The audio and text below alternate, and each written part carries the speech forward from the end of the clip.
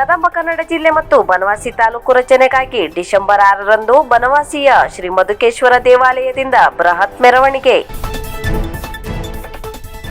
ಘಟ್ಟದ ಮೇಲಿನ 7 ತಾಲೂಕುಗಳನ್ನು ಒಳಗೊಂಡು ಪ್ರತ್ಯೇಕ ಜಿಲ್ಲೆ ರಚನೆ ಆಗಲೇಬೇಕು. ನೂತನವಾಗಿ ಕದಂಬ ಕನ್ನಡ ಜಿಲ್ಲೆಗೆ ನಮ್ಮ ಬನವಾಸಿ ಭಾಗದ ಸಂಪೂರ್ಣ ಬೆಂಬಲವಿದೆ. ಕದಂಬ ಕನ್ನಡ ಜಿಲ್ಲೆ ಮತ್ತು ಬನವಾಸಿ ತಾಲೂಕು ರಚನೆಗಾಗಿ ಹೋರಾಟಗಳು ನಡೆಯಬೇಕು. ಈ ಹಿನ್ನೆಲೆಯಲ್ಲಿ ಡಿಸೆಂಬರ್ 6ರಂದು ಬನವಾಸಿಯ ಶ್ರೀ ಮಧುಕೇಶ್ವರ ದೇವಾಲಯದಿಂದ ಬೃಹತ್ ಮೆರವಣಿಗೆ ಹೊರಟು ಉಪ ತಹಸೀಲ್ದಾರ್ ಕಚೇರಿಗೆ ಮನವಿ ಸಲ್ಲಿಸಲು ಒಕ್ಕೊರಲಾಗಿ ನಿರ್ಣಯವನ್ನು ಮಾಡಲಾಯಿತು. ಸಭೆಯಲ್ಲಿ ಕದಂಬ ಕನ್ನಡ ಜಿಲ್ಲೆ ರಚನೆ ಮತ್ತು ಹಿತರಕ್ಷಣಾ ಟ್ರಸ್ಟ್ ಅಧ್ಯಕ್ಷ ಅನಂತ ಮೂರ್ತಿ ಹೆಗಡೆ ಸೇರಿದಂತೆ ಸಂಘಟನೆಯ ಪ್ರಮುಖರು, ಸ್ಥಳೀಯ ಮುಖಂಡರು ಹಾಜರಿದ್ದರು. ಆಡಳಿತ ಯಂತ್ರ ಅನಿಸ್ಬೇಕು, ಇವ್ರು ಕೊಡೋದನ್ನ ಬಿಡಲ್ಲಪ್ಪ, ಕೊಟ್ಟು ಬಿಡೋಣ ಅಂತ. ಏನು ಕೆಲವೊಂದು ಜಿಲ್ಲೆಗಳು ಆಗೋದಿದ್ದಾವೆ. ಮುಂದೆ ನಾವು ಹೇಳೋ ಪ್ರಕಾರ ಬೆಳಗಾವಿ ಜಿಲ್ಲೆ ಒಡೆಯೋದಿದೆ, ಕೆಲವೊಂದು ಜಿಲ್ಲೆಗಳು ಒಡೆಯೋದಿದ್ದಾವೆ. ನಾವು ಹೋರಾಟಗಳನ್ನು ಮಾಡಿ ಆ ಮಟ್ಟಕ್ಕೆ ನಾವು ಪ್ರದರ್ಶನ ಮಾಡಿಟ್ಟಾಗ ಮಾತ್ರ ಅದ್ರ ಜೊತೆ ನಮ್ದು ಹಾಗೆ ಆಗುತ್ತೆ, 100% ನಿಜ ಆಗುತ್ತೆ. ಹಾಗಾಗಿ ಆ ಮುಖೇಶ್ವರಲ್ಲಿ ಮತ್ತೊಮ್ಮೆ ನಿಮ್ಮಿಂದ ನಾವೆಲ್ಲರೂ ಕೂಡ ಓಡಾಡೋಣ, ಜನಜಾಗೃತಿ ಮೂಡಿಸೋಣ ಅಂತ ಹೇಳ್ತಾ ಮತ್ತೊಮ್ಮೆ ಎಲ್ಲರಿಗೂ ಮನಸ್ಸು ಅರಳುತ್ತದೆ. ಯಾಕಂದ್ರೆ ನಾವು ಬನವಾಸಿಗರು ಕನ್ನಡದ ಪ್ರಥಮ ರಾಜಧಾನಿಯಲ್ಲಿ ನಾವು ಏನು ಜೀವನ ಮಾಡ್ತಾ ಇದ್ದೀವಿ, ನಾವು ಪುಣ್ಯವಂತರು. ಇಂಥ ಒಂದು ಪುಣ್ಯದ ನಾಡಿನ ಹೆಸರನ್ನು ತಗೊಂಡು ಜಿಲ್ಲೆಯನ್ನ ಮಾಡಬೇಕು ಅನ್ನೋಂಥ ಏನಂದ್ರೆ ಇಷ್ಟು ಸಿರ್ಸಿ ಜಿಲ್ಲೆ ಆಗಬೇಕು, ಬನವಾಸಿ ತಾಲೂಕು ಆಗಬೇಕು, ಇಂಥ ಭಾಳ ಹೋರಾಟದಲ್ಲಿ ನಾವೆಲ್ಲರೂ ಪಾಲ್ಗೊಂಡವಿ, ಎಲ್ಲರೂ ಅದರಲ್ಲಿದ್ದೀವಿ. ಅದು ಕದಂಬ ಜಿಲ್ಲೆ ಆಗಬೇಕು ಅಂತೇಳಿ ಏನು ಒಂದು ಆ ಒಂದು ಕಾನ್ಸೆಪ್ಟ್ ಇಟ್ಕೊಂಡಾರ, ನಿಜ ನಾವು ಬಹಳ ಒಂದು ಹೆಮ್ಮೆ, ನಾವೇ ಹೆಮ್ಮೆ ಪಡ್ಬೇಕಾದಂಥ ವಿಚಾರ. ಈ ಒಂದು ವಿಚಾರದಲ್ಲಿ ಪ್ರತಿಯೊಂದು ಹೆಜ್ಜೆಯಲ್ಲೂ ಅವ್ರಿಗೆ ಸಹಕಾರ ಕೊಡೋಣ. ಈಗ ಅಪ್ಪ ಅಮ್ಮ ನಾವು ಏನು ಮಾಡ್ತೀವಿ, ಮಕ್ಕಳು ಸುಖವಾಗಿರಿ ಅಂತೇಳಿ ನಾವು ಮಕ್ಕಳಿಗಾಗಿ ಎಲ್ಲ ಮಾಡ್ತೀವಿ. ಈಗ ನಾವು ಏನು ಮಾಡಕತ್ತೀವಿ ಅಂದ್ರೆ ನಾವಂತೂ ಕಷ್ಟಪಟ್ವಿ. ಇಲ್ಲಿಂದ ಏನು ಒಂದು ಸಣ್ಣ ವಿಚಾರಕ್ಕೂ ಕಾರವಾರಕ್ಕೆ ಹೋಗಿ ಭಾಳ ಕಷ್ಟಪಟ್ಟೇವಿ. ಅದಕ್ಕೆ ನಮ್ಮ ಮಕ್ಕಳಾದರೂ ಮುಂದೆ ಒಂದು ಸ್ವಲ್ಪ ನೆಮ್ಮದಿಯ ನಿಟ್ಟಿಸನ್ನು ಬಿಡ್ತಾ ಅವರು ಮಾಡಿ ಅವರು ಸುಖವಾಗಿರಲಿ ಅನ್ನೋ ಒಂದು ಕಾನ್ಸೆಪ್ಟ್ ಇಟ್ಕೊಂಡು ನಾವು ಹೋರಾಟ ಮಾಡೋಣ. ಈ ಒಂದು ಹೋರಾಟಕ್ಕೆ ಪ್ರತಿಯೊಂದು ವಿಚಾರದಲ್ಲಿನೂ ನಾವು ಅವರಿಗೆ ಸಹಕಾರ ನೀಡೋಣ. ಅವರಿಗೆ ಯಾವತ್ತು ಯಾರು ಕಾಲೆಳೆಯೋದು ಬೇಡ, ಕೈ ಜೋಡಿಸೋಣ. ಇನ್ನು ಕೂಡ ಮೇಲ್ಗಟ್ಟೆಗೆ ಏರ್ಸಕ್ಕಾಗಲಿಲ್ಲ, ನಾವೆಲ್ಲರೂ ಅದೇ ಹುಟ್ಟ ನಮ್ಗೆ ಏನ್ ಬೇಕಂದ್ರೆ ಆ ಕುರ್ಚಿ ಒಂದು ಬೇಕು. ಕುರ್ಚಿ ಬಂದು ಅಷ್ಟು ಮಾಡೋದು, ಜಿಲ್ಲಾ ಮಾಡೋದು ಮಾಡ್ಕೊತೈತಿ, ಆಸ್ಪತ್ರೆ ಮೇಲ್ಗಟ್ಟೆ ಮಾಡೋದು ಮಾಡ್ಕೋಬೇಕು. ಭಾಳಷ್ಟು ನಮ್ಮ ಸ್ನೇಹಿತರು ಎಲ್ಲರಿ ನಮ್ಮ ಭವಿಷ್ಯ ನೋಡಿಲ್ಲ. ಆದರೆ ಯಾರು ಮಾಡಿದ್ರಪ್ಪ, ಯಾರು ಮಾಡಲಿದ್ದೆ. ಇವತ್ತೇನೋ ಪುಣ್ಯಕ್ಕೆ ಇದೆಲ್ಲ ಬಂದಿದ್ರಿ, ಬಹುಶಃ ನಲ್ಲೆಟ್ಟ ಜಿಲ್ಲೆನ ಸೃಷ್ಟಿ ಮಾಡಲಿಕ್ಕೆ ಭಾಳ ಕಷ್ಟ ಬರಲಿಕ್ಕೆ. ಯಾಕಂದರೆ ಅಂತ ಆ ಕುಮಾರಸ್ವಾಮಿ ಒಬ್ಬನೇ ಹೋರಾಟ ಮಾಡಿ ಅದು ನಾವೆಲ್ಲರೂ ಸೇರಿದ್ರೆ ಆ ಮುಖ್ಯಮಂತ್ರಿ ಮೇಲೆ ಹೇಳ್ಬೋದು, ನಾವು ಓಟ್ ಹಾಕೋದು ಹೇಳ್ಬೇಕು. ಬಾರ ಓಡಾಡೋ ಬಾಯಿಲೆ ಹೇಳ್ಬೇಕು, ನಾವು ಹೆಲ್ತ್ ಕಟ್ಟ ಬರ್ಬೇಕು. ಇಲ್ಲಾಂದ್ರೆ ಯಾವ ರೀತಿ ಕರ್ಕೊಂಡು ಅತಿ ಕರೆಕ ಬರ್ತದೆ. ಆ ತಕ್ಕ ನಮ್ಗೆ ಯಾರು ಸುಮ್ಮನೆ ಹೋರಾಡಿ ಇವು ನೀವು ಹೊಟ್ಟೆ ಮಾಡ್ಕೋ. ಇದನ್ನು ಬಿಟ್ಟು ನಾವೆಲ್ಲರೂ ಪ್ರಯತ್ನ ಮಾಡಿದ್ರೆ ಯಡ್ರಳ್ಳಿಯಲ್ಲಿ ನಡೆದ ಅಡಿಕೆಗೆ ಎಲೆ ಚುಕ್ಕೆ ರೋಗದ ನಿರ್ವಹಣೆ ಮತ್ತು ಸಸ್ಯ ಸಂರಕ್ಷಣಾ ಔಷಧಿ ವಿತರಣಾ ಕಾರ್ಯಕ್ರಮದಲ್ಲಿ ಶಾಸಕ ಭೀಮಣ್ಣ ಟಿ ನಾಯ್ಕ್. ಶಿರ್ಸಿ ತಾಲೂಕಿನ ಯಡ್ರಳ್ಳಿಯಲ್ಲಿ ನಡೆದ ಅಡಿಕೆಗೆ ಎಲೆ ಚುಕ್ಕೆ ರೋಗದ ನಿರ್ವಹಣೆ ಮತ್ತು ಸಸ್ಯ ಸಂರಕ್ಷಣಾ ಔಷಧಿ ವಿತರಣಾ ಕಾರ್ಯಕ್ರಮದಲ್ಲಿ ಶಾಸಕ ಭೀಮಣ್ಣ ಟಿ ನಾಯ್ಕ್ ಅವರು ಪಾಲ್ಗೊಂಡು ಮಾತನಾಡಿದರು. ಈಗ ನಮ್ಮನೆ ಒಂದು ಲ್ಯಾಬ್ ಅನ್ನ ಕೊಡಬೇಕು ಅಂತ ವಿನಂತಿನ ಹಿಂದೆ ನಾನು ಮಾನ್ಯ ಆರೋಗ್ಯ ಮಂತ್ರಿಯಲ್ಲಿ ದಿನೇಶ್ ಗುಂಡೂರಾವ್ರಿಗೆ ವಿನಂತಿ ಮಾಡ್ಕೊಂಡಿದ್ದೆ. ನಾನು ನಿನ್ನೆ ಸಭೆಯಲ್ಲಿ ನೀನು ಇದಕ್ಕೆ ಸಂಬಂಧಪಟ್ಟ ನಿನ್ನೆ ಸಾಗರದಲ್ಲಿ ನಡೆದಿರ್ತಕ್ಕಂಥ ಸಭೆ ಬಹಳ ಚರ್ಚೆಗಳಾಯಿತು.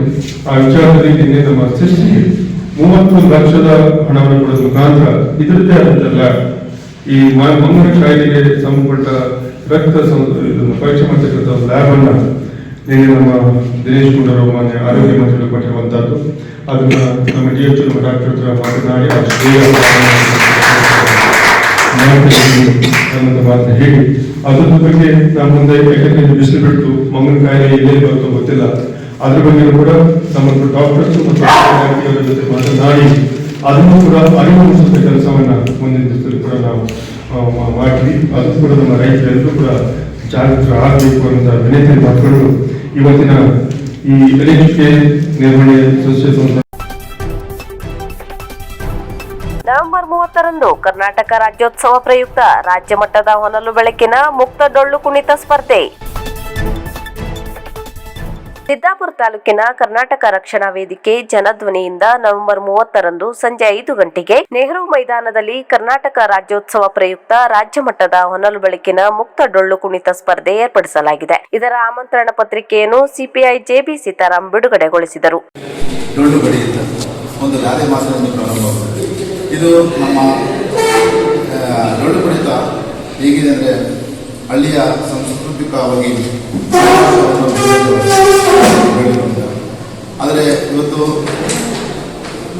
ನಮ್ಮ ಯಾವುದೇ ಸಾಂಸ್ಕೃತಿಕ ಕಾರ್ಯಕ್ರಮ ಇರ್ಬೋದು, ಧಾರ್ಮಿಕ ಕಾರ್ಯಕ್ರಮ ಇರ್ಬೋದು, ಇದನ್ನು ಜಾಸ್ತಿಯಾಗಿ ಡೊಳ್ಳು ಕುಣಿತವನ್ನು ಪ್ರೇಕ್ಷಕರಿಗಾಗಿ ಇದು ಮಾಡ್ತಾರೆ.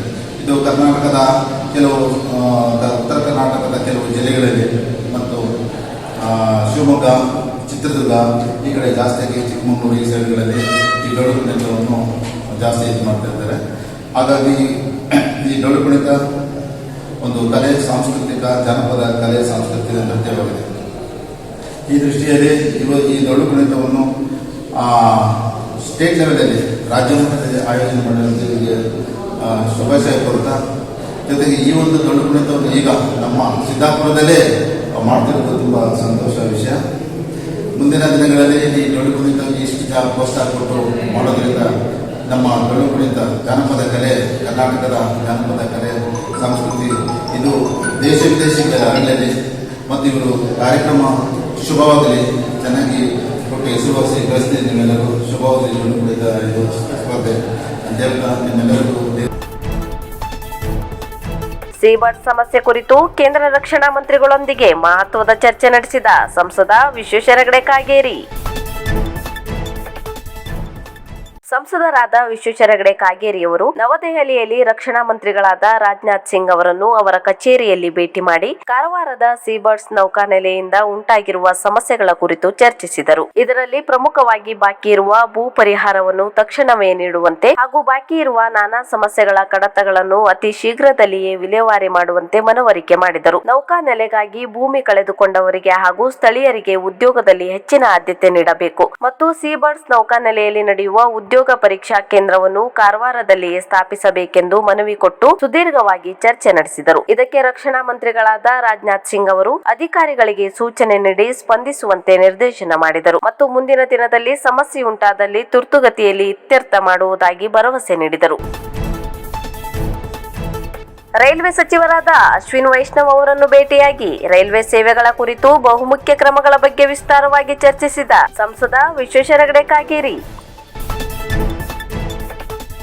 ಸಂಸದರಾದ ವಿಶ್ವೇಶ್ವರ ಹೆಗಡೆ ಕಾಗೇರಿಯವರು ಹಾಗೂ ಕರಾವಳಿ, ಚಿಕ್ಕಮಗಳೂರು ಸಂಸದರು ಸೇರಿ ದೆಹಲಿಯ ರೈಲ್ವೆ ಭವನದಲ್ಲಿ ಕೇಂದ್ರ ರೈಲ್ವೆ ಸಚಿವರಾದ ಅಶ್ವಿನ್ ವೈಷ್ಣವ್ ಅವರನ್ನು ಭೇಟಿಯಾಗಿ ಕರಾವಳಿ, ಉತ್ತರ ಕನ್ನಡ ಹಾಗೂ ಚಿಕ್ಕಮಗಳೂರು ರೈಲ್ವೆ ಸೇವೆಗಳ ಕುರಿತು ಬಹುಮುಖ್ಯ ಕ್ರಮಗಳ ಬಗ್ಗೆ ವಿಸ್ತಾರವಾಗಿ ಚರ್ಚಿಸಿದರು. ಬೆಂಗಳೂರು ಮುರುಡೇಶ್ವರ ರೈಲಿನ ವಾಸ್ಕೋ ವಿಸ್ತರಣೆ ಮತ್ತು ಅದರಿಂದ ಕರಾವಳಿಗೆ ಸಿಗುವ ಗೋವಾ ವಿಮಾನ ನಿಲ್ದಾಣ ಹಾಗೂ ವೆಲಾಕಣಿ, ತಿರುಪತಿ, ಉತ್ತರ ಕರ್ನಾಟಕ ಸಂಪರ್ಕದ ಬಗ್ಗೆ ಮನವರಿಕೆ ಮಾಡಿಕೊಟ್ಟರು ಮತ್ತು ರೈಲ್ವೆ ಸಂಖ್ಯೆ 16585 SMVB ಮುರುಡೇಶ್ವರ ಎಕ್ಸ್ಪ್ರೆಸ್ ಅನ್ನು ವಾಸ್ಕೋವರೆಗೆ ವಿಸ್ತರಿಸಲು ಹಾಗೂ ರೈಲ್ವೆ ಸಂಖ್ಯೆ 17317/18 ಎಕ್ಸ್ಪ್ರೆಸ್ ಅನ್ನು ಕಾರವಾರದವರೆಗೆ ವಿಸ್ತರಿಸಲು ಮತ್ತು ರೈಲ್ವೆ ಸಂಖ್ಯೆ 17317/18 ಖಾನಾಪುರ ರೈಲ್ವೆ ನಿಲ್ದಾಣದಲ್ಲಿ ನಿಲುಗಡೆ ಮಾಡುವಂತೆ ಈ ಸಂದರ್ಭದಲ್ಲಿ ಹುಬ್ಬಳ್ಳಿ, ಅಂಕೋಲಾ ಹಾಗೂ ತಾಳಗುಪ್ಪ ಹುಬ್ಬಳ್ಳಿ ರೈಲ್ವೆ ಮಾರ್ಗಗಳ ಕುರಿತು ಚರ್ಚಿಸಲಾಯಿತು. ಇದಕ್ಕೆ ಸಚಿವರು ಉತ್ತಮ ಸ್ಪಂದನೆ ನೀಡಿ ಆಶ್ವಾಸನೆ ನೀಡಿದರು.